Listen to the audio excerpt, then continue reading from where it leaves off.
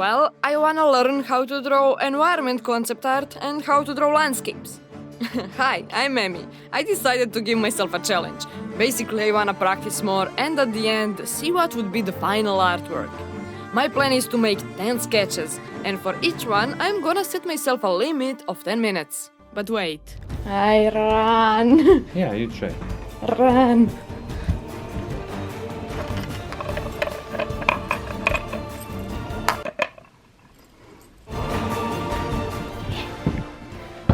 So take this, Bob.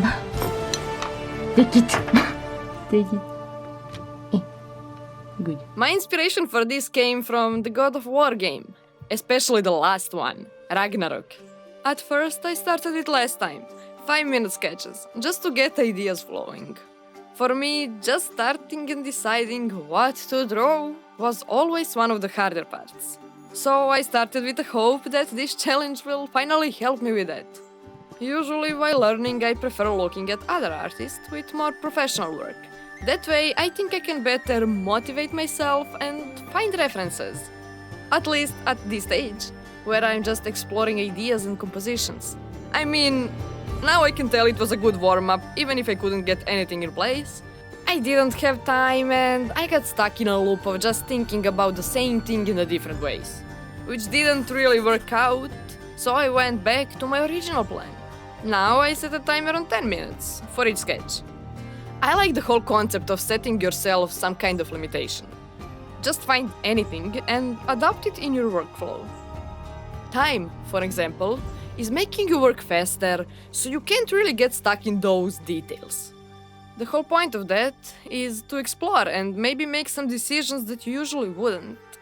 Think of it as opportunity to learn and grow. There are no mistakes, just happy little accidents. Well, I took a break and then this happened. Yeah. And then this. But if you're gonna try something like this, I personally recommend taking breaks in between. It's not the easiest thing to do. You would probably wanna do one thing and there is always that other thing. And at some point, my brain just wanted to finish one of the previous sketches. And it was hard to place anything new. And all of that is probably because I really like those waterfalls, how they are just falling from the cliffs, even terrain itself can have some interesting shapes. I can use stone pillars to frame the composition better, either ruins or something more like natural looking curved rocks.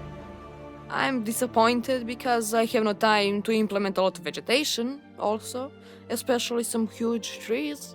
And I was just constantly thinking about what I like and what I don't like, and what would I want to place in the final artwork, which didn't really help at the moment.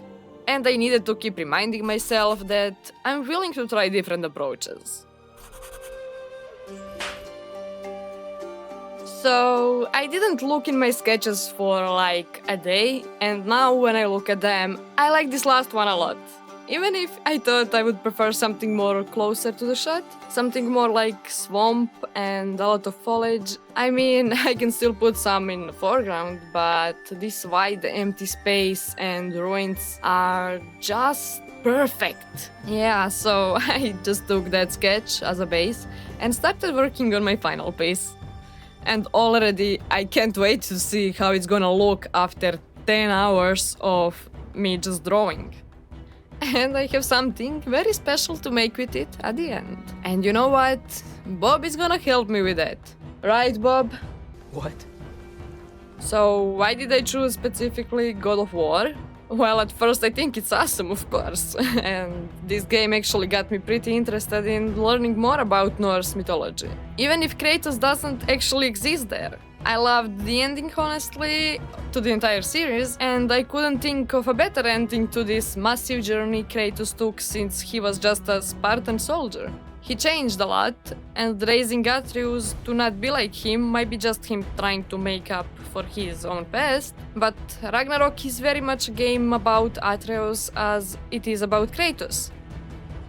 Since I'm not drawing characters, I'm drawing environment here, and oh boy, I can tell that in the world of God of War, and the whole Norse mythology, you can find really a lot of stuff. They have 9 realms and even the realm between realms. There is Asgard, of course, the centerpiece of Norse gods. Alfheim, the world of elves, lush forest, restful waterfalls, and peaceful atmosphere. They have giants in Jotunheim, among the tallest mountains and endless landscapes. Vanaheim as the most bizarre, mysterious, and unearthly place. That one is the one that really got stuck in my head this whole time. I mean, it is amazing, and it's full of colorful trees and shining lakes. But even in Midgard, you have famous Lake of Nine. Even dwarfs in Svartalfheim.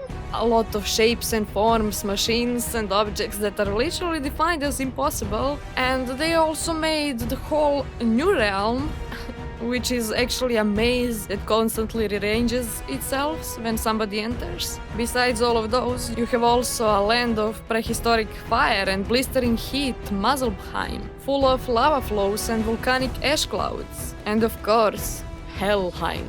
It's basically hell, so yeah, place where people go when they die, but it's not actually like that fire one. It's actually cold enough to encase your very soul in ice.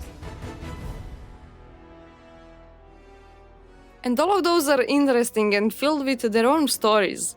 And one day, I would personally love to draw each one, because sometimes it's hard to be original. And if you ever try to create, you know there is always that something that will influence your idea. And I think that's fine.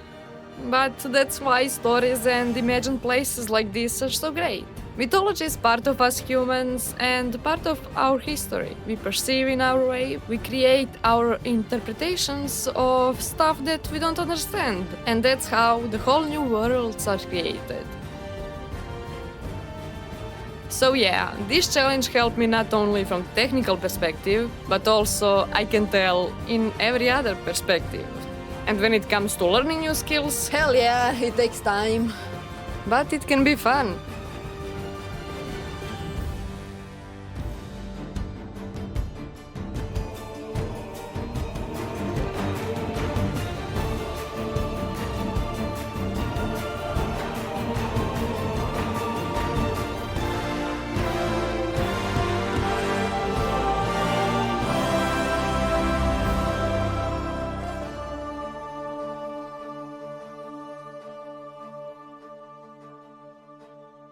If you like this, let me know, and don't forget, be creative.